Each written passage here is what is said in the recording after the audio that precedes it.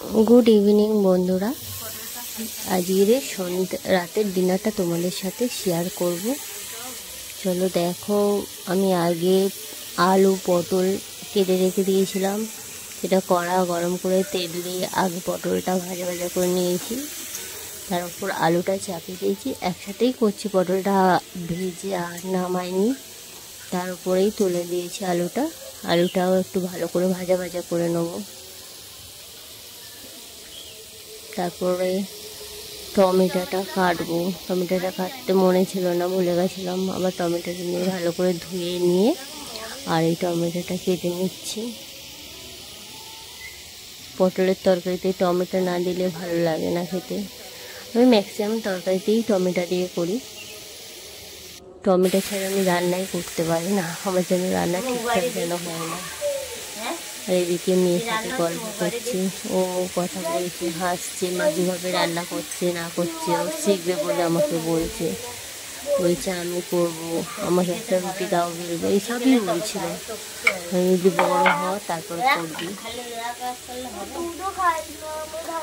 আর একদিকে আগে ময়দাটা মেখে রেখে দিয়েছিলাম, আবার ময়দাটা দেখো ভালো করে মেখে নিচ্ছি। কারণ ময়দা তো একটু যদি না রেখে দেওয়া যায়, ভালো করে মাখা যায়, তাহলে ময়দা রুটিটা শক্ত হয়। আটা রুটিটা করলে ভালো করে অতটা না করলেও তোমার নরম হয়, ময়দাটা একটু শক্ত হয়ে যায় রুটি করার পর, ভালো করে মাখলে তবেই নরম হয়। আর ময়দার ডোগুলো এমনি লেচিগুলো করে নিলাম। তারপর আলুটা একটু নেড়ে দিলাম ভালো করে ভাজার জন্য। আর ডোটা ময়দার এমনি ডোটা করে রেখে দিলাম। রেখে দিয়ে তরকারিতে একে একে সব মশলাগুলো দিয়ে দিচ্ছি। নুন দিয়ে দিলাম। আলুটা অল্প অল্প ভাজা হয়ে গেছে বলেই একে ওর উপরে সব কিছু দিয়ে দিচ্ছি। হলুদ গুঁড়ো দিয়ে দিচ্ছি, তারপর লঙ্কা দেবো। তারপর নেড়ে দিয়ে একটু মশলাটা ভালো করে কষিয়ে দিয়ে কষাবো। কষিয়ে জলটা দিয়ে দেবো। দেখো জল দেওয়া হয়ে গেছে।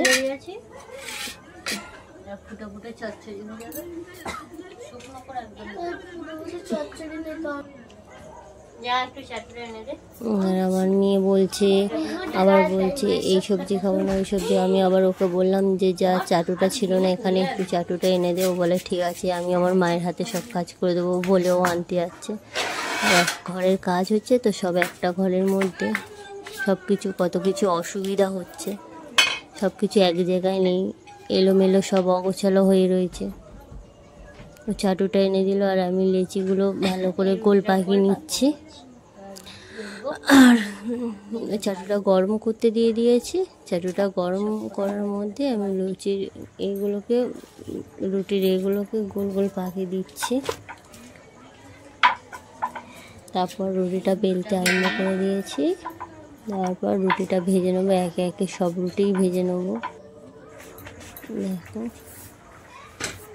একটা রুটি দিয়ে দিলাম। আর আমার মেয়ের ওইদিকে ঘুম পেয়ে গেছে, খালি বলছে কখন হবে কখন হবে। আমি বলি দাঁড়া, হয়ে এসেছে। রুটিটাই ভেজে নিচ্ছি ভালো করে। আর ওইদিকে তরকারি ফুটে এসেছে, হয়ে গেল। ওকে আগে প্রথমে খেতে দিয়ে দেবো। ও থালা বাটি নিয়ে বসে আছে, যেহেতু দুপুরে ঘুমায়নি, ওর এখন খুব তাড়াতাড়ি ঘুম পেয়ে গেছে বলে ওর এখন মুখ চুপ করছে, ও ঘুমাবে। আর অত বড় মেয়ে একটাই রুটি খায়, তাও কোনো সবজি খায় না, শুধু আলু খাবে। ও বলছে যে শুধু আলু দাও, সবজি খাবো না। ওকে তাই দেখে দেখে আলু দিলাম। ওকে খেতে দিয়ে দিচ্ছি, ও আগে খেয়ে নেবে, তারপরে আমরা একে একে খেয়ে নেবো। কারণ অনেকটাই রাত হয়ে গেছিল।